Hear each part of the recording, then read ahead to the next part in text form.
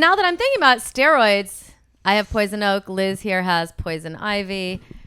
You think I should stop talking about my poison ivy? No, I just think it's a very casual introduction to a very storied guest. Yeah, let's just go. Her real Liz got poison ivy. I got poison ivy. She's a writer too, or whatever. Going up my legs all the way to my ass. Hi, nice to see everybody. Liz, you're such a talented writer that I feel like you're my friend already. I just told you my life story when you walked in because you just have that. People must tell you that, right? Thank you. Oh, you do have that everybody's best friend energy.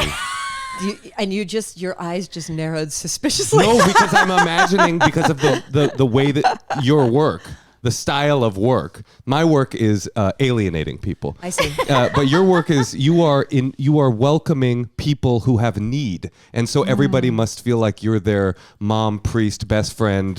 Do you know what's funny? I've watched over the years as that word has changed of what people say I feel like to them. So when it started, I remember when Eat, Pray, Love came out. Like in the New York Times review, it's like, she's like your spirited little sister, and then it was like, a few years later, it was like your older sister. And then it was like your mom. No, I'm sorry. And now it's like people are like, she's like your warm, she's like a grandma's hug, Well, and see, I'm that's like, pretty like soon it'll be like you're a turtle. And then soon it'll be like it's your former grandma, the spirit. No, it's like much missed grandma. It's like my casting. I used to always get to be the prostitute, and now I'm like the madam who runs the bordello, right. And now maybe I could be the grandma. Nothing tells you about how you're perceived like Hollywood casting. Wow. It's just like I immediately moved to LA, and it was just like you are a dork or you are someone's gay best friend. And that was it for a long time. Oh, honey. I always thought I was a heartthrob until I got here. No. Wait, so I want to give Liz a proper introduction. So we're talking to Elizabeth Gilbert. And I don't know, maybe you remember her from Eat, Pray, Love, the book that changed the world. I remember an old boyfriend's mother gave me the book. And I had never really read a book like that, and it really affected me. I really loved it. And I also have now read, Committed, and the intro to Committed, you talk about how you just were not expecting it to be such a phenomenon, right? Like you would have to be a psychopath to be like, you know what I think this book's gonna do? Here's what I'm manifesting. Julia Roberts. Yeah. And you really aren't from Hollywood, because that's every person in Hollywood is like, it's gonna be, this is the Oscar year for me. It's like, you're doing community theater. You sure it's the Oscar year? Yeah, when I was crying on the bathroom floor, I was like, Julia Roberts is gonna nail it. Someday. I will say that when I was, by the way, you're on a couch with, this is a 3 memoirist couch.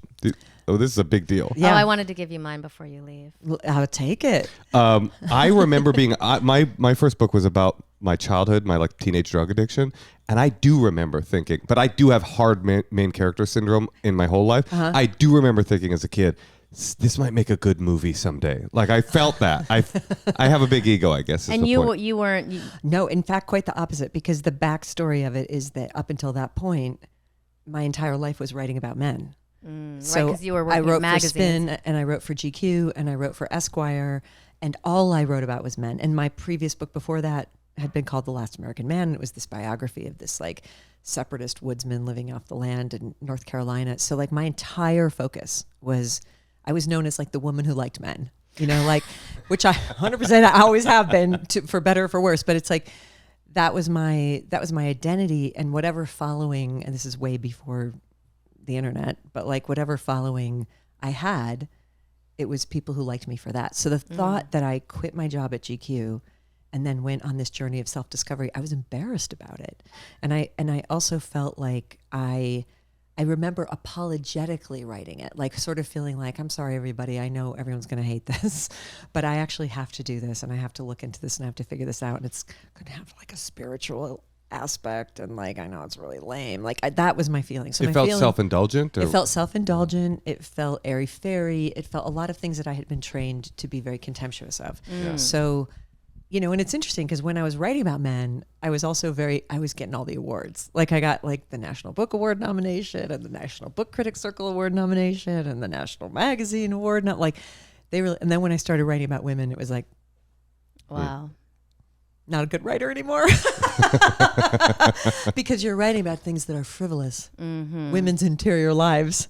You should be writing about men's interior lives. So Fuck them. I definitely didn't I definitely did not have grandiose plans for that book. And in fact, my plan was I got to do this thing that I must do for my own spirit. And then I will go back to doing the thing that everyone wants me to do. And I've never gone back. Well, I really loved kind of this. I think I spent about a month just like listening to every one of your books. And like, then Big Magic, I don't know how this was off my radar, but this book is almost in the, artist way type of book. I feel like it was like, I really loved how you talked about creativity and being creative and, getting rid of your fear, which is something I think we all work on. But one thing I really thought was cool is how you talk about how like ideas are these things. And if you get an idea and you don't do something with it, it moves on to something else, and how you have to just be very receptive. And I guess I was curious about how you remain so receptive. Like, do you have any tricks? What do we do? How do you do it? Like you're so, I don't want to say spiritual, but you just really do have this like openness that. Well, I guess I feel like from a very early age, I kind of got how it worked, like I intuited how it worked. And by the way, that sort of theory that I posit in Big Magic is how most creative people for most of history have felt about creativity, is that there's this inspiration and it's coming to you from outside of you. Like even people who are really empirical, sort of pragmatic materialist thinkers, when they talk about a great idea, they'll say, it came to me. That's a feeling that you have of being struck by it, more than I generated this. I mean, there's feelings that I feel like I generated, and then there's ideas that landed on me. And what I noticed was that I felt as though those landings were an invitation, that something was inviting me to say, I would like to be made manifest. Would you like to be my partner in this? And that partnership I felt like was very sacred. And I feel like the more I say yes to that, the more ideas they send me. They're like, this one's listening, like this one's paying attention. So it's almost like it's been like a trust building exercise over decades where I'm communicating to the mystery. If you're looking for if you've got any ideas, I will show up at my desk every morning at 6:00 and work on them. Really? I will do it. Like I will not drop the project. I'm a reliable creativity partner. You won't get high, tell 5 people, and then forget about it. That's my process. That's a beautiful process. And you know what else I won't do is I won't start one, get high on it, get infatuated with it, get 3 months into it, and then another idea comes along and I'm like, this idea is younger and sexier than my old idea. I'm going to run off with this one and abandon that one because I know that this idea is writing about men's inner lives. This is let's get to where the action is. So I think it's just that. I think it's just that. And when there aren't any ideas, there was a period for a couple of years where I didn't have any new ideas. And I remember just every day writing in my journal kind of out into the cosmos. And I would say, is there something I'm supposed to be working on? And I would feel this answer. And the answer was, when we've got something for you, you'll be notified. And I was like, well, what do I do until then? And they were like, hang out. Really? So I just hung out. Was there a Maybe phase? that's what's happening to me. Yeah, you're hanging out, honey. Just hang It's out. coming, babe. Just you just hang got to out. be at your desk Be at 6:50. cool. Yeah, just be cool. Be cool. It'll come. Was the phase between Eat, Pray, Love and your next book a more pressure-addled, less I can take the signal from the creative universal spirit than any other? I mean, you must have felt I can answer it because I thought it was so cool because in Committed, is this where you talked about how you were writing it to 30 of your girlfriends? Yeah. Isn't that cool? She's like, I'm going to just, well, you say Oh, it. you trimmed the aperture. Wow, I wish I'd had that language when I was trying to He's express what smart. I was doing. But no, that's Yeah. exactly what I did because I had never had millions of people looking at me before being like, what are you Right. going to do? And I also knew that it didn't matter what I did. It was going to be extremely disappointing to people. And I also knew that like, not only would it be just frankly disappointing to some people, to other people, it would be the opportunity that they had been waiting for to be like, we Fail. Right. hate you Right. so much. So I felt like people were waiting around the corner with like brick bats for Yeah, me, you know? yeah. And so the decision was like, well, I'm just going to walk into the fire of that. And I'm going to give them something to hate so we can just get it over with. Like something has to be the book that comes after Eat, Pray, Love so that I can continue to do this thing that I love. So here you go. It was like throwing a baby off a sled to the wolves. It's like, here you go, everybody. And, people didn't like it as much. And Was that Committed? yeah. I loved that book. I like it too. I really, but it's like, it's so personal to like what's going to speak to someone, you know? If you were to chart, I did the numbers on it once and I can't remember exactly. So It's the sequel to Eat, Pray, Love, which I think is hilarious because for years, people who loved Eat, Pray, Love would come up to me and be like, do you think you'll ever write another book? And I'm like, bitch, I wrote 4 books after that. You know? Or they'll be like, do you have Google? Do you think you could write a sequel to Eat, Pray, Love? And I'm like, it is available currently. Hey, Tosh. Yes, Moshe. I just got back from Burning Man, where I ate scraps and junk food for a solid week. Really? I heard you actually gave birth to a child. That was me. And you didn't know you were pregnant. And when Orgy Dome went down, I was very grateful that I wasn't in there doing my thing with an unborn baby in there. But that's not what we're here to talk about. We're here to talk about my diet. Well, microwave meals during Burning Man probably would have been very beneficial. Well, how about we do even better than microwave meals? How about we do Tempo? Tempo is easy, fast, feel-good, single-serving meals that are crafted to cook in just 3 minutes. I could have been eating well without sacrificing taste or convenience. I wish I'd brought these to Burning Man.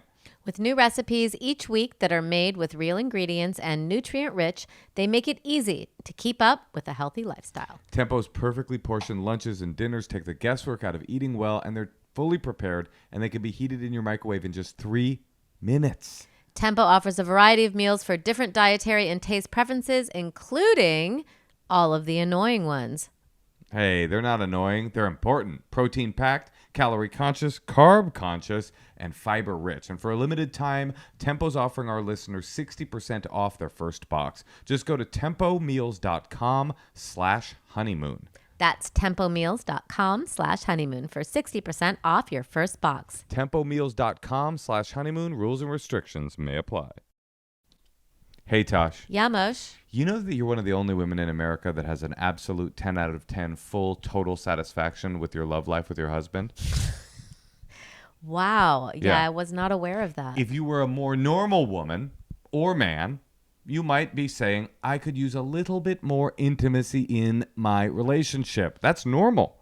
In fact, 81% of couples experience a decline in intimacy within their first 2 years. That's why you should try Arya. Arya is a membership for couples who want intimacy to be part of their lifestyle. It's like having a concierge for your love life. Now, we don't need this, but if we did, we would have filled out a short quiz. Then we got to chat privately with our intimacy concierge. I'm sorry, I'm saying it like we actually did that. Okay, fine, we did it. You get to chat privately with your intimacy concierge, and then every month, Arya delivers like a tailored scene with hand-picked premium items delivered discreetly to your door. And also the scenes are like also a jumping off point. You Yeah. know, it doesn't have to be exactly that. It's just sort of like a prompt to make it a little more fun. But I did dress up like a bull, and Natasha got a full matador costume. Within 4 months, 75% of people that try it report better sex lives and a stronger connection to each other. Go to aria.fyi/honeymoon. That's ARYA.FYI/honeymoon to fill out the quiz and get 15% off your first order. This is what I think is so wild about letting go of the outcome of things. Like, I wrote the sequel to Eat, Pray, Love, and it still didn't sell. Like, people are like, how did you do Eat, Pray, Love? I'm like, I'm the person who did it, and I don't even know how to do it because I couldn't do it again. So there's a great kind of release in that of like, I have no idea how these phenomenons happen, you know? And if I charted like the sales of Eat, Pray, Love was like over 20 million or something. And for Committed, it's like 1/100th of that. And so if I were a corporation, that'd be a bad year. Like, it'd be a big dip, you know? But I'm not a corporation. I'm a creative person. So it's like, I You wasn't wrote in another book. I just wrote another book. Right. I just didn't. And the one that then I felt so free. Like, when Committed was over, I just felt like the spell's been broken. And now I can go back to doing work the way I've always done it, which is, you know, waiting for the signal and having the beautiful communion with the mystery. Also, I'd like to say you've got an amazing voice. Please listen to these books. These Aw. books are so... All right, I'll stop complimenting. Do you like being in the booth?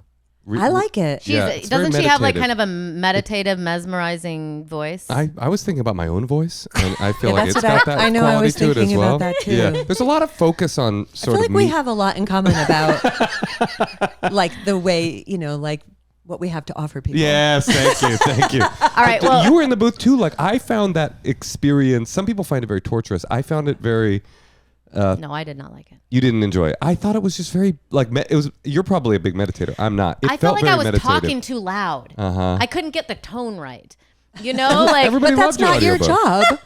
I Right. know, Like, but I there don't are trust people the whose people. job that is. I know. There are people whose job that is. Okay, I have another question for you, and there are people we're gonna connect with. They have questions for you, so they're gonna be. Are we're they gonna. in the machines? They're in the ether. They're in the machines. Speaking of the machines, this is what I wanted to ask you because I know, like, you're a creative person. You're getting signals from, you're a receptive person, and then now that AI is coming, and it's like, okay, they're not just taking the crap jobs; they're taking the good ones, the creative ones. Do you feel, because a lot of people I admire, Debbie Harry, for example, was like, I'm never afraid of technology. Embrace it. And I've always just been such a Luddite. And the older I get, the more I just want to like recess into like, my old things because I'm not on Instagram. I kind of hate it. But do you have any relationship with technology or do you use AI? What do you think? I use AI for measuring things. Like cups of flour and stuff. Yeah. Yeah, like the impossible, like cups to liters, miles to kilometers. But you could use distances Google for that. between Or you could just have a European friend. I mean, you spent time in Italy. Call somebody in Italy. Luke, I know it's 5 a.m., But what's a liter? but what is literally a liter? How many years ago was 1989? Wake up, Luca. As a Answer server farm me. churns Answer seawater me. into the This is essential. I'm scared of it in terms of like what it's going to do to the world in general.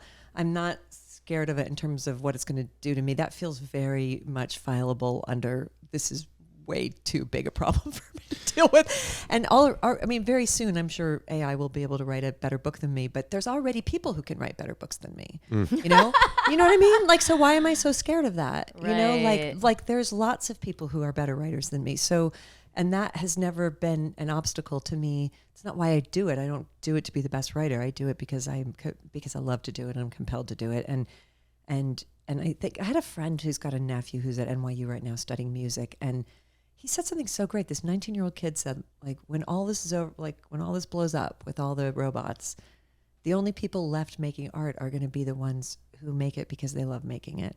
And everybody else who had any other motive, that motive will be blown up. It's like the money motive will be gone and the fame motive will be Almost every comedian. You think we'll quit? Well, No, I disagree. I think disagree comedians, too. they're No, but desperate more than almost anybody else. there was a time about 10 years ago where like the three biggest comedians all had marketing degrees.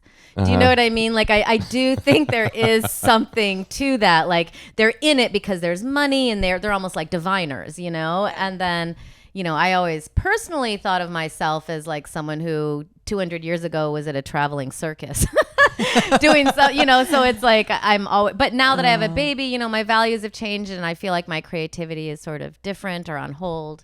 And I also loved how you talked about the Auntie effect too, or the Auntie, what was it? The Auntie brigade. The Auntie brigade that you have just Yeah. like embraced that you're going to be part of this Auntie brigade and Maybe that's what I am now in people's life, is everybody's Yes. auntie. The grand- I think grand aunt. I'm in the cusp between auntie and grandma.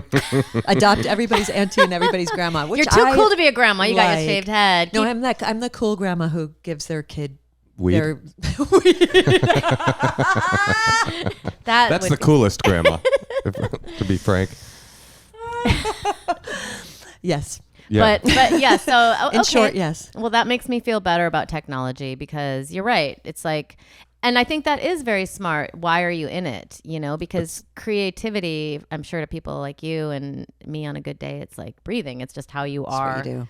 I mean, You and also, couldn't have had another choice. I had a great experience of 8 years of rejection letters, which was wonderful. Like that was just such a wonderful training. Yeah. Of, and I remember very vividly this moment. I was a bartender in New York, and I was sending my stuff out to like the New Yorker when I was 18. I was like, I'm a writer. Like, I always had this sense of like, I'll throw my hat in the ring. So anyway, long time. I've got a file like this thick of rejection letters and rejection notes. And I remember coming home from a shift, bartending at like midnight and opening up the little, shitty apartment building, East Village mailbox. And there's a letter from Harper's Magazine, and I open it up. It's another rejection letter. And I had this moment of just not cynical at all, like the opposite a really like this spontaneous, joyful peal of laughter that came out of me. And what was behind it was, oh man, you guys are so cute. If you think I'm going to stop doing this just because you don't like it, like I like doing this. You're getting another letter. You're getting another short story next week, fuckers. Like, I'm sorry. I'm going to keep, like, you're not off the hook just because you don't want me. Yeah, there's some, in all this like sort of these beautiful concepts that you're giving over about being receptive and open to the creative sort of energy of the universe. There's almost like shows you where my perspective is. There's like a heartbreaking analog to it, which is there's somebody out there that isn't you that like took the rejection letter and stopped or didn't take the message from this, and there's some masterpiece out there that was never written because somebody got so beleaguered by no's or by fear or by turning themselves off to that I guess like I don't know, it's almost like the people who are doing work, it's something to be very grateful for, like that I have been able to stay open through a series of rejections, or there's something beautiful about that and also sort of sad about what masterpieces didn't get written. Well, that's why I wrote Big Magic, you know, and it's why I'm always like, why do I give such a shit like about why do I teach creativity workshops all weekend when I could be home writing novels? Like, why do I care about this so much? Why do I want people to create? Like, why isn't it enough that I get to create? Like, why have I made it like a submission of my life to make sure that everybody can? And I think it's that heartbreak that you reference is exactly why. I have a friend, this woman, Dr. Tara Rai Trent, who always says like you can kind of find one of the ways to find what you're supposed to be doing in life is like what breaks your heart, and that breaks my heart. Like that breaks my heart because it's like, oh, you're missing something that's so good that really has nothing to do with the outcome and everything to do with the experience of getting to engage with something so mysterious for absolutely no reason whatsoever. I wish you could have this experience without this tension about what is it for? Am I good enough? Do I ever write the right degree? Do I know enough people? Will I ever make money? Like all of those questions aside, I got this letter one time from a woman that's like my favorite fan letter I ever got. And the first line was, I have an incredible story that the world needs to hear. And I was like, I don't doubt it. You know what I mean? Like lots of people, most people do. Like I have an incredible story. It would make an amazing book. And then the next line was like the biggest, most jarring disconnect. The next line was, fitness is very important to me. And I was like, like what? Like I'm like, and she's like, fitness is very important to me. And I don't want to lose my fitness by sitting for a long period to write the book. My God. Would you write it? Yeah. And I was like, this is amazing. Like I cut it out and put it on my mirror. And I also liked that she was being like, who could write this for me? And she's like, Gilbert obviously doesn't care about fitness. Like, look at like, you know, like clearly some, you know. You seem like a lazy slob. You seem like somebody who doesn't care about their body at all. Also, you can still work out for 2 hours a day and write for 6. But the way I read that was like, inspiration has come to me, an idea is here, and then instantly my ego is going to create some, in this case, completely insane reason why I can't do it. Right. And then that's going to be my excuse for why I can't do it. Fill in the blank for whatever your excuse is. And then I'm going to go try to find somebody to do it for me. And where it gets heartbreaking for me is that what I always tell people is like, I can't promise you that the thing that you make is going to be good. I can't promise you that you have any talent. I can't promise you that anyone will like it. I can't promise you that it will get published. I can't promise you that if it gets published, it'll get read. I can't promise you that it'll make any money. Like, can't promise you it'll get good reviews. I can't promise you any of that, but I can like hand to the sky promise you that you will be a different person at the end of that experience than you were at the beginning of it. It will transform you. Like doing something creative for no reason will make you different. And don't you kind of want to know who you're going to be at the end of that? Like, isn't that enough of a reason to just find out? That's what I wanted to say to the lady. I'm like, don't you kind of want to know what telling that story would do to you? I do. I just want to send her a link to a treadmill desk. Good news. I have solved your problem. We have the technology. But we all have that kind of excuse in our head. So I can't because hers is just funny. Hers you know, is hilarious. And the theme of what I keep getting from you, and it's really inspirational, which you're good at, is like you have been writing for the sake of the creative act rather than chasing after the success carrot, and that is what. Like I keep. That's what made her sell 20 million. Well, that's true too, and also which is also not promised, but it did happen too. But it's also like the lack of I don't know you very well, but the lack of cynicism about your creative process is jealousy inspiring to me, because I'm 25 years almost into comedy, and I love it. But there's another part of me. It's like, oh, had I just gone to grad school, I could have been thinking about this less. Had I done a different, but this idea, like the create, you're always the minute you put the pen down, you're a success because you did the thing. That's a really 100%. yeah. I like That's it. awesome. Well, maybe we should share some of this wisdom with people who are calling Absolutely. in. Do you have a book that you're Oh yeah, I just wrote a book. that's coming out, right? Yeah, we Just should- a little We should do book. that too. Thank you. Is City of Girls? No, I have a brand new book that is called All the Way to the River, and it's a memoir. It's my first memoir in 10 years. I mean, really almost 20 years. I don't think Big Magic was really a memoir. It's like more of a self-help.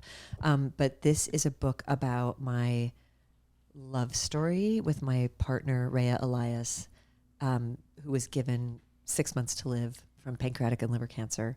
Oh my And we went on quite a bender at the end of her life that included her returning to active drug addiction. Whoa. And she was a heroin and cocaine addict in recovery who got a my God, I'm getting chills. really, really, really big case of the fuckets at the end of her life, and was like, I see no reason not to go back to these substances. That I A used to hard love. argument to make Hey, against, right? everyone got it. You Right. know, there wasn't anybody except for some real hardcore 12-step people in her life who were like, this is a very bad idea.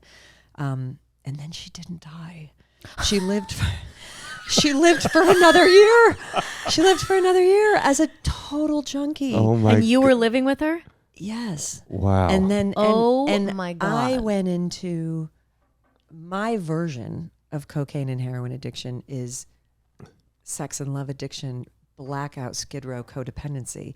So I went into my darkest version of myself, which is Olympic distance world-class enabler. And that was the journey we went on that we thought was going to be very romantic and ended up being a lot more like Sid and Nancy. I was thinking Sid and Nancy. You know, Yeah.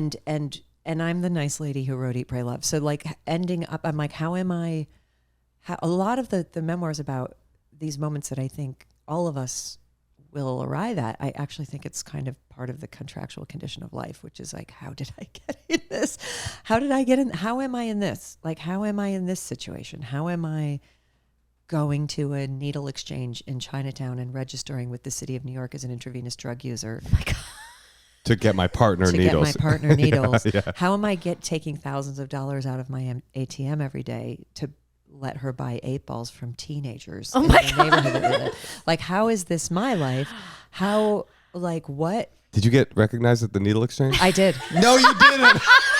I did. I'll tell you this. This is a great story. So, I mean, it's awful and it's also great. Sure. But I went down with a friend of Rhea's and I was like, I'm in my Lululemon. I've got a green juice.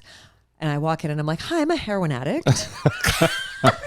And it's like, they give me like a form to fill out and I'm like, I'm a like horse. I guess I need like horse to live, like I'm like that H, I need that. So I'm like filling They look at you like SLAA.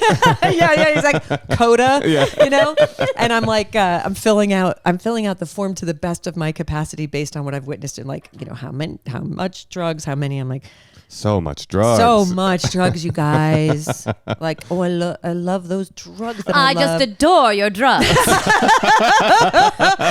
I'm gonna need a lot of the fancy needles for the drugs that I Oh love. yeah, it's like a virgin describing the female body. Yeah, Like, oh yeah, the boobs and stuff. Yeah, they're yummy. Yeah, they feel great.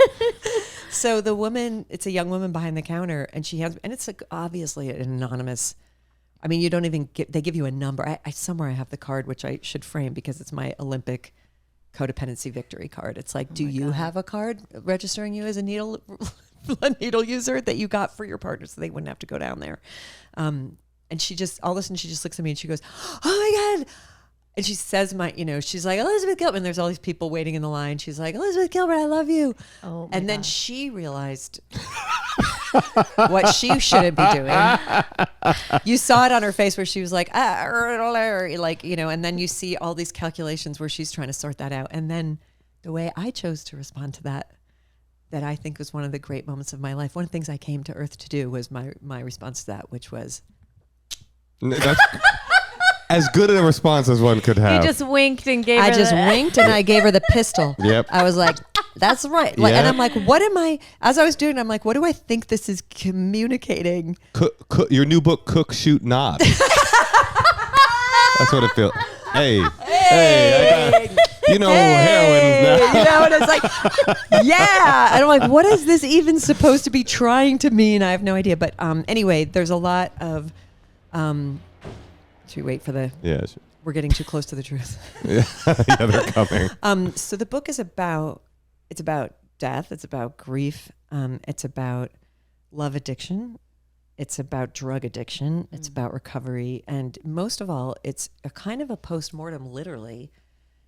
And there's a reason it took me 7 years after she died to figure out how to even tell this story. Because if I had told the story right after she died, I think it would have been a story about what a nice person I am and what a terrible thing happened to me. But then these awakenings kept coming of like, wait, what is my role in the insanity of my life? Which I think could be a subtitle for the book.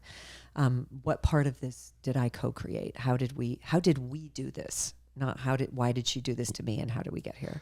So that's the book. It's called All the Way to the River. It's pre-ordering. Harrowing and heroin. It's harrowing. That sounds harrowing. so I'm going to good. pre-order now. It sounds so good. Pre-order now if you're... Pre-order now? Yeah, pre-order. Pre-order now. It's ready to be It's pre-ordered. ready. It's coming. That's All so right. exciting. That's I will read that. That sounds, I want to say good, but yeah. It's true. Yeah, that. And it's true. And like all the stuff, and part of the book is about me going into 12-step recovery for all those relationship issues, and in all the relationship 12-step rooms, and just admitting defeat that like, I don't know how to stop driving my car off a bridge when it comes to sex and love. And all my attainments don't touch that. Like all of my attainments and successes and all the other things in life that I'm good at don't touch that core wound. And something else is needed. So. Wow. Yeah. Yep.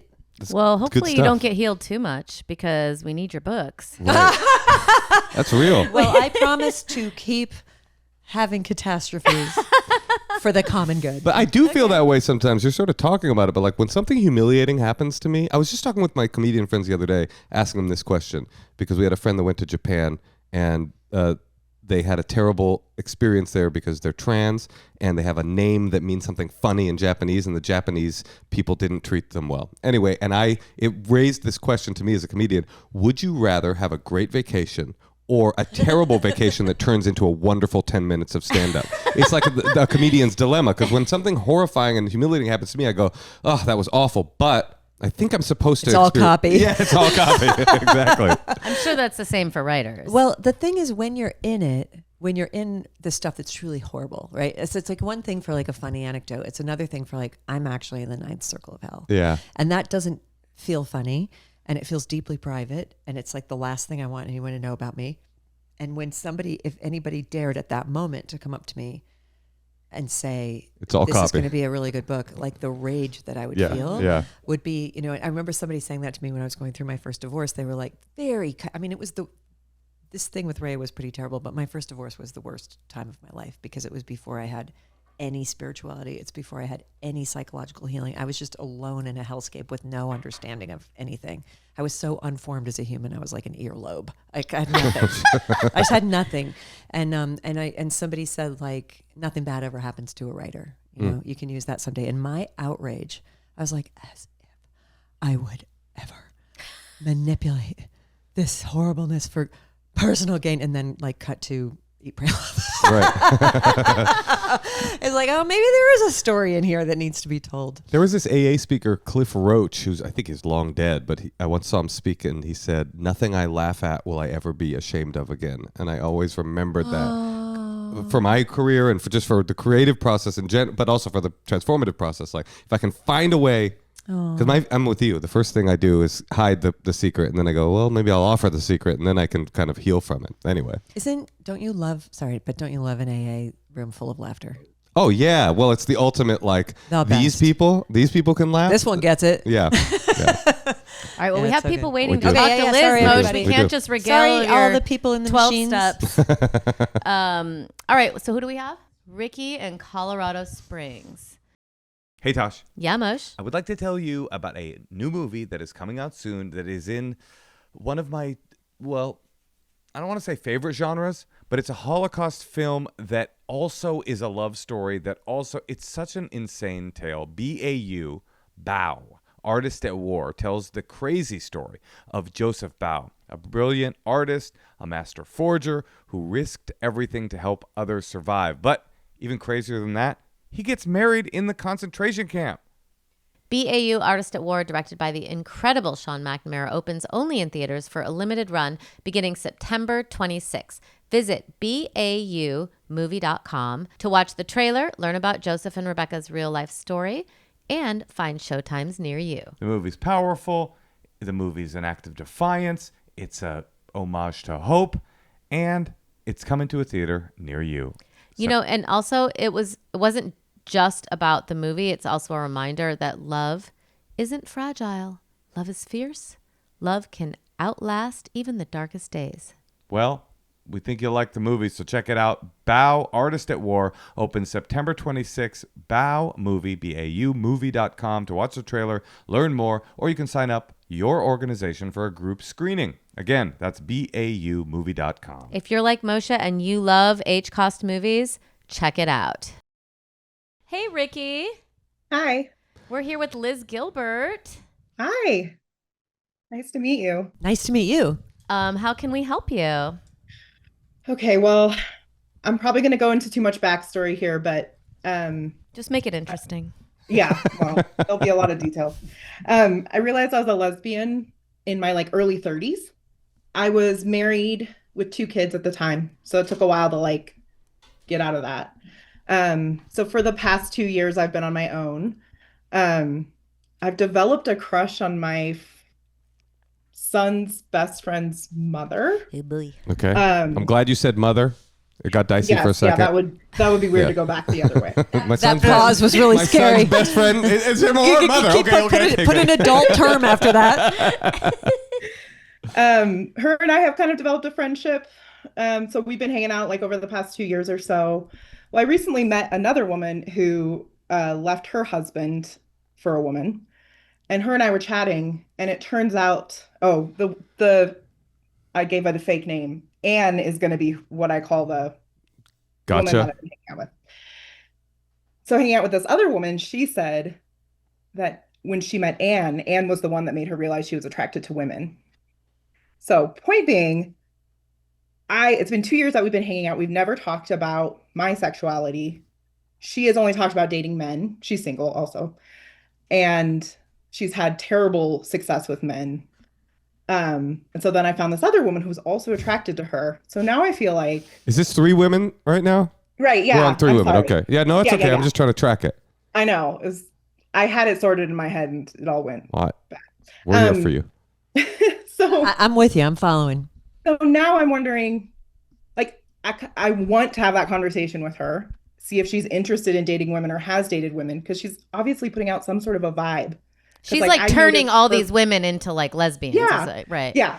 So I want to talk to her. I want to have that conversation with her.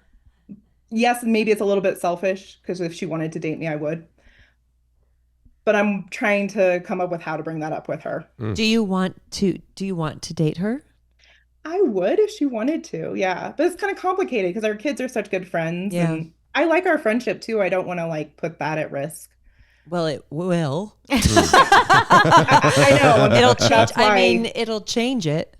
yeah. It'll change it. It's gonna change it for the better, or it's gonna change it for the worse. But after that conversation, it won't be the same as it was before that conversation. Right. So I think the decision is, are you willing to take that risk? Is it Not really. That's why I want to soft launch it. You want to put it out there. You want to bring a conversation about sexuality rather than saying Yeah. what you really mean, which is, would you date me? Yes. well, I think that's sneaky and manipulative.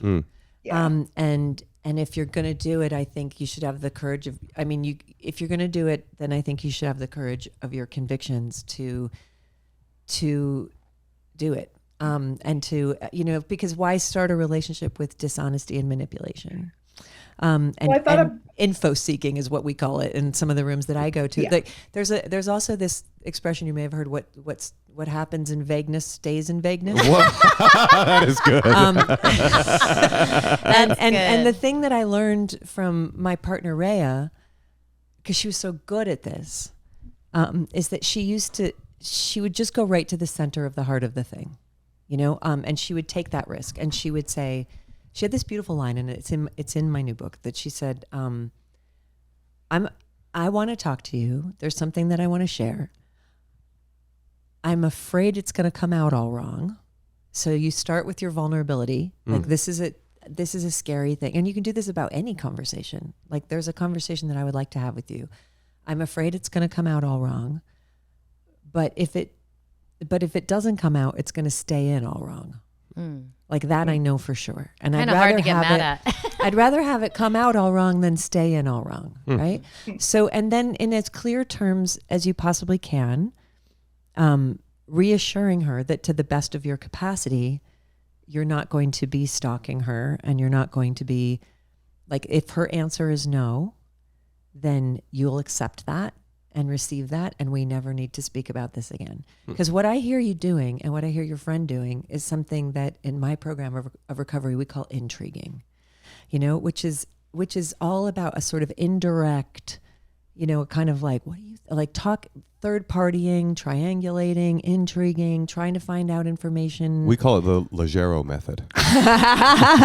and I just think in my life, like, gosh, I wish that every single one of my conversations I've ever had with anybody that I cared about in my past was as direct as it could possibly be, and another thing is that honesty is that it gives people their reality back, because if she's feeling that there's some kind of vibe for you that you're pretending isn't there, you putting this thing on the table will just be like, let's talk about this, I wouldn't say to her, you're putting out a vibe that's making lesbians fall in love with you. No. because that's not her fault. She might not actually be doing that. You don't think she's a little bit of a clit tease? I think you should start with that. I think you should say, my friend's son's best friend's mom, why are you such a clit tease? Yeah. Okay. I do not think that is, it's not her fault that you have these feelings. But what if she's like flirting with girls? She might be, or she might not be. We don't know. It's not her I fault. can't know that. The only thing I can know is what you're telling me, which is that you're romantically interested in her and that you like I think it's just her personality. Like, I don't think she's doing anything purposefully at all. Yeah. It's just like something about her. And then if someone who came out late in life, I'm just like, I want her to have that opportunity to recognize that if that's for her. Well, I don't think that the conversation is, I want to talk to you about how you're secretly gay. Because that seems, I would be so fucking insulted. And as somebody who is now gay, I'm here to tell you, and now I'm going to help you come out of the closet as a dear friend. That's not sincere, and it's not in your integrity, and it's not the truth. Yeah. And you don't know that to be true. So it's a cowardly duck and a dodge around the truth, which is that I like you. And I'm scared to say this because I don't want this to impact our friendship, and I recognize that it will. If you're not willing to do that and be honest about what you're actually feeling, then I don't think you should be fucking around with any of these conversations, right? Because it's going to end up hurting you, and it's going to end up hurting other people. I mean, it's just, Lord, how I have wished that in the past I had done no intriguing and absolutely direct conversation. It takes a lot of courage, and there's a lot at risk here, right? Most of all, your heart. And if it turns out to be the case that being around this person becomes painful for you because of the longing that you feel that may be unrequited, then the care that you would have to show to your own self would be to withdraw from the relationship so that you can keep yourself safe. Because we don't want you living in a world of unrequited fantasy with somebody. We want you to be able to have real intimacy with somebody who's available. Right. And sometimes I know I tend to fall in love with unavailable people because it keeps me safe. It's like I'll fall in love with somebody's partner, somebody who's not interested in me, because it's a way of keeping distance. So if you have enough psychological and emotional support in your life where you can be held through what could be a very difficult conversation rather than a thrilling dive into fantasy and intrigue and talking about someone behind their back with someone else, if you have the courage to go directly to the source and sincerely, but you have to ask yourself, if she says yes, do you sincerely want to begin a relationship? Or are you just flirting? Playing intrigue with yourself. Are you just playing intrigue with yourself? So I know that all the things that I'm saying aren't very fun, but I also think they're deeply respectful of you. Like, I respect you enough that I can say this to you, like, and you can respect yourself enough to own your feelings and name them for what they are. And you can respect this person enough to bring them direct to court, which is a wonderful way to either start a relationship or end a friendship, you know, because we have no power over how she's going to react. You know, and if you're like, actually, you know what, when I think about this, I think she's 100% straight. She's just really hot and I have a crush on her. Then maybe you don't have it. Then maybe you don't bring that to her. Well, what's the worst that could happen if you do? You know, you just destroy your son's best friend relationship. Like, that's, you know, easy come, easy go. I got that was so wise. Liz, that was so good. I mean, it feels like you should have your own advice podcast. What's the point of this? That was so wise. That's who you want to get relationship advice for, is somebody with a 35-year string of disastrous relationships. Well, true, because you've done because I everything know wrong. all the things to not do, you know. So I wish you luck and I wish your heart well, you know, and I would just say, don't play games with yourself and others, you know, like, really be sincere, risk to be genuinely sincere. It's scary. But that's what I would suggest. Dropping bombs over here. I mean, I got nothing to add. My God. Moshe has never, ever not had Okay, I got something. Something to add. I knew it. I got something. What do you got now? Everything that she said. But also, it's a very seductive, the thing you're saying, it's a very seductive kind of cowardice. Sorry, but you said cowardice, so I'm going with it. Because you're fooling yourself into thinking you're actually doing her a favor. Oh, I'm going to guide her into her new life. So it's this sort of like false altruism, like, oh, I'll be here and I'll be the Moses to her sexuality. But it's like, 100% it's an illusion. Everything you said, yes, and. Yeah, I was just going to say, don't say it. But, you know, I'm a master at, what did you call it? Intriguing? Yeah. Intriguing. You get high off it. Yeah. And gossiping too is something that we get high off of, That's right? so like true. Like, be mindful of where you're bringing these conversations. Like, so many times we engage in these conversations with everyone except the one person we should be talking about it with. All right. Well, did that help at all? How could it not have? Yeah. I've asked friends for advice and they are all like, do it the sideways way. And so my instinct wants to be direct, but I worry.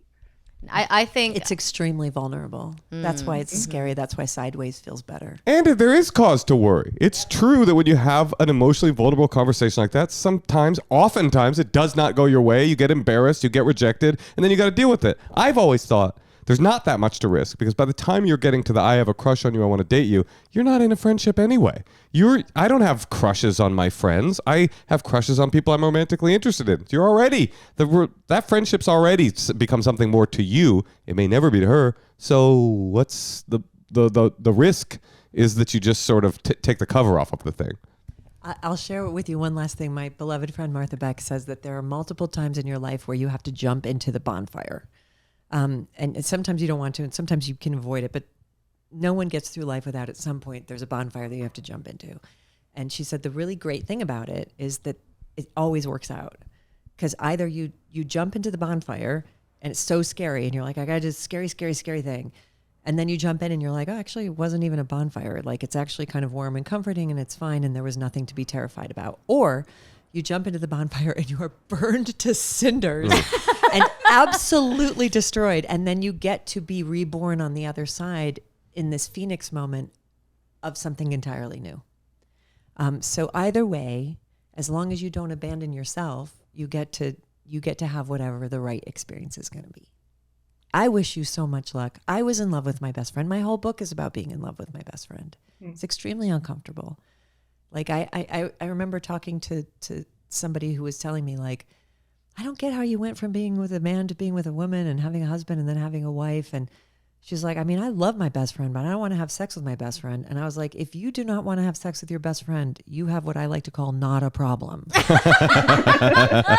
And I am so happy for you. But I wanted to have sex with my best friend, and I had what I called a giant problem. And so much was at stake.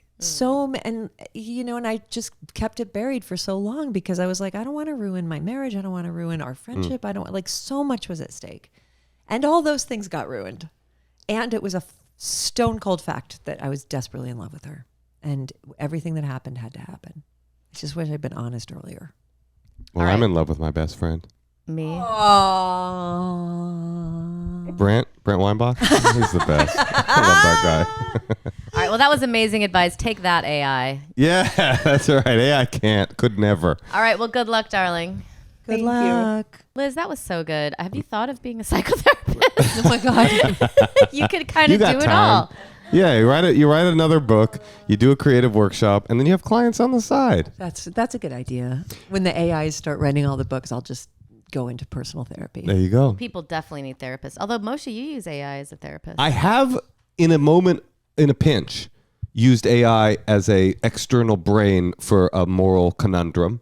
I don't take it as gospel. He asked AI how we should split a bill with our friends. That's a moral conundrum. Wait, did I? Yeah, you were like, for Disneyland, you're like, should the two families split You the don't amount? want to get this. I don't think you'd have advice on. Wait, I don't want think, to know what the AI said. Okay, well, first of all, what would you do if they have 3 kids, a husband and a wife. We have 1 kid, husband and a wife. We're getting a fancy tour guide for Disneyland. Do you prorate it for every person, No, or do I you split it in half. Oh wow, yeah. Well, that's what AI had some more complicated thoughts on the subject, but in the end, that's what It's we like did. per family. Like you don't prorate and make them because they have 2 more How kids. did we get from this beautiful conversation about facing the fear within you, jumping into the bonfire, to just roasting me about being a bit of a Disney miser? So Liz, one more question because this person wants your advice. All right. Hi there. My question for Elizabeth Gilbert is, I've been trying to write a, quote, letter from love for nearly 3 months now, but every time I do it, I get quite worked up / dysregulated. I stop breathing regularly. My brain goes into almost a panic state, and more often than not, I start crying. But having listened to you talk about the process on multiple podcasts, I really believe in the benefit of the practice and want to get to a place where it doesn't elicit this extreme response from my body. Do you have any advice for how to work through the fear and meet myself better? Oh, I wish I could talk to this person and ask some follow-up questions, but just for people who don't know what they're talking about. So I have a project that I'm doing on Substack that's called Letters from Love, where I teach people this practice that I've been doing for the last 20 years, which is writing myself. This is a daily thing I do. I write myself a daily letter from the spirit of unconditional love. Huh? Yeah. Where? Yeah. Wait, who? That is such a great response. Yeah. It's like this. Did you write that letter? Please forgive her. She's gone into a near panic state where she's close to Who tears shot right who now. with a what now? Like she's stroking out. No, I love it. Wait, so What? please talk to Who me about. loves who? A letter, though. You're telling me you're writing a letter to yourself? Do you put it in the mail? What is this? But how do you? Unconditional. How do you know it when it's to yourself? Oh, man, this feels like redemption for the Disney anecdote right now. I'm feeling good. Okay. I'll tell you the backstory. So when I was going through my first divorce, Eat, Pray, Love. yep, and I was in the worst state of my life, and I'm not using any of these terms lightly, I was very close to death. I was very close to suicide. I was in such incredible depression. I was so lost, and I was so deeply, deeply lost. And I was getting all the help I could get. Like I was in therapy and I was on medication and had friends trying to help me, but I was so out of reach to myself and so full of shame. That was the main thing. Shame, shame, shame. And the very worst part of it was that every Like every morning I'd wake up like around 4, like at this awful time of day where I felt like I was woken by this, like a hammer that would just come out of a deep sleep, and I would wake up in an anxiety attack. And the anxiety, the voice was like, you are a failure. You are worthless. You are a disaster. You should be ashamed of yourself. You will never, like, it was just this, I was being battered. And I felt like almost like it had me pinned because I was in bed. And it was like too late to, like, it's too early to get up. It's too, like, there's no, who can you call at 4:30 in the morning? You know, it's awful. And one night I was in that, and I don't know to this day where this came from, but like a voice, like an inspiration came to me that said, go get up, get a notebook, and I want you right now to write to yourself the words that you have always wanted to hear somebody say to you. What is it that you need to hear right now? And you're going to write this to yourself. So I did it, and what came out, the very first thing was, I'm right here. Like, this is what I've always, like, when I'm in desperate anxiety, I want somebody to say, I'm right here. I'm with you. I'm not going anywhere. I've got you. It doesn't, you know, and what came after that was actually really interesting because I didn't even know what I needed to hear. But what I got was, I don't care if you never get well. I love you exactly the way you are right now. Like, you do not have to improve. If this is what the rest of your life is, I love you. Like, if your depression never goes away, I love you. If this is it, if the medication doesn't work, I love you. If you never find anyone who loves you, I love you. Like, if you kill yourself, I love you. Like, there's actually nothing you can do that will diminish the amount of love that I have for you. And I was with you when you were born. What about an aggregated Disneyland payout for you're a family member? Now you've lost me. Okay, love. I'm sorry. Yeah. Love's like, you know what? You can go fuck yourself again. You're on your own with that. Like, you are no longer worthy of life. So I had never heard these words said to me. From your family or something, right? Anybody, you know, but what I've been trying to do my whole life was make somebody say that to me. Like, what do I have to do? Who do I have to become to hear this? Right. So the really weird thing is that it worked. And so I started doing it, and it got me, it was like the main tool that I used that got me through this depression. And it felt very weird. What I want to say to this person is it felt very weird. It felt very foreign. It felt very cringy. It felt like very fake. And because I think the way I see it now is that, like, some people don't have digestive enzymes that allow them to receive nutrition with food. So it's like, I'm going to eat this good food, but actually my body doesn't have the necessary enzymes to receive this. I feel like at that time in my life, I didn't really have the spiritual and emotional enzymes to believe that this could be true. And so it felt gross. And yet I kept doing it. And one night in this dialogue with this voice on the page, I said, I don't even believe you're real. And this thing wrote back, then who are you talking to? And I was like, I don't know, but I don't even think you're real. And then I would start making demands of it, like, tell me when this is going to end. Like, tell me when this period of depression is going to end. And it would write back, I don't have that kind of information. It's not in my department. I'm love. I don't know what the future holds. I can't. Are you free writing, like, on a piece of, it's almost like morning page style, like just subconscious. Yeah. And so I demand all these questions, and, like, you know, how is this story going to end? When is this going to end? And it's like, I don't know.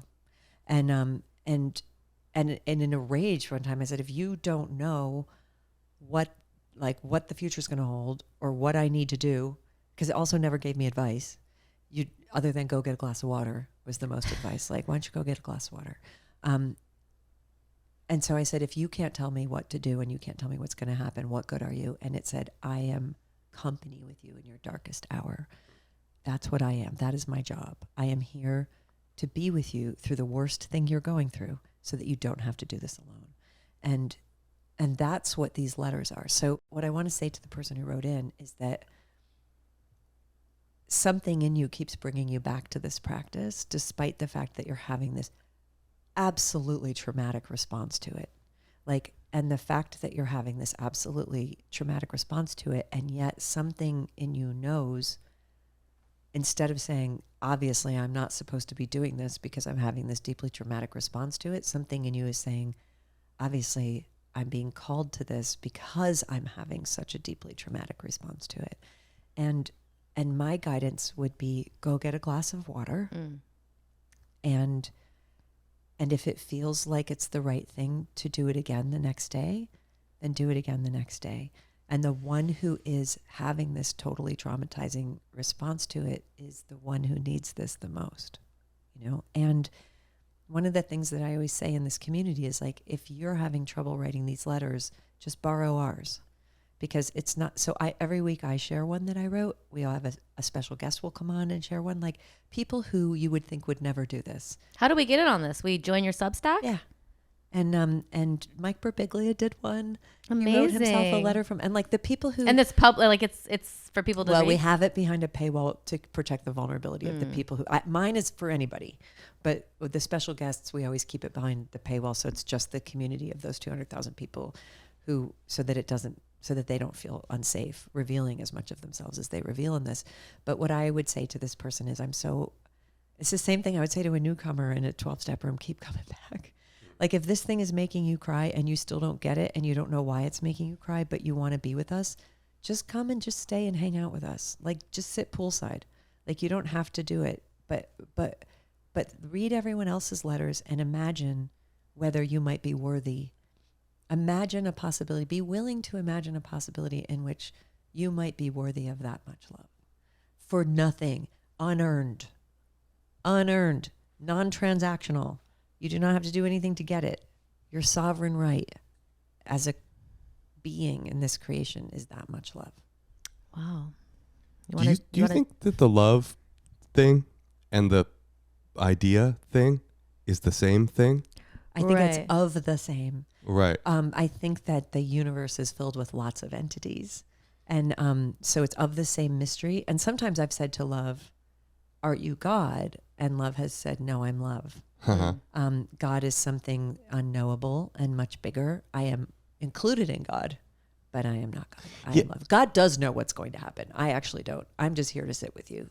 Yeah, it seems like just listening to you, like your whole process as a human and as an artist is like an antenna adjustment. Like, don't put the antenna toward the dark voice that's holding you down in the bed. Put it towards love. Put it towards the idea entity, and then you've got a tuned antenna. And I think we're all lucky for that. Thank you. And when I teach creativity workshops, I use that exact metaphor. I'm like, we're going to move the dial. Like we are. All we are is energetic fields receiving and producing. So it's like we're going to move the dial from the very lowest level over the course of this weekend, which is fear and shame. Shame is actually the lowest level on the dial. And we're going to just do a bunch of exercises that I do to move that antenna up to enchantment, mystery, faith, and love.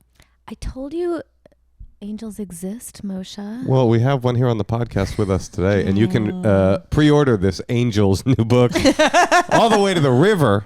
Also, join her Substack. Can we just Google Liz Gilbert and if find you this? just say like Liz Gilbert Substack or Letters from Love. And what about your workshops? Those sound fascinating. I actually want to just take taught one. my last one for the year because my book is coming out and I'm going on a big tour, so it won't be till next year. But I love teaching. I teach these Sounds awesome. I used to call them creativity workshops, but actually they're really like mysticism workshops. Wow. They really are. Like I do sort of identify as a mystic, and they really are about believing that everybody has access to these voices that only you can hear.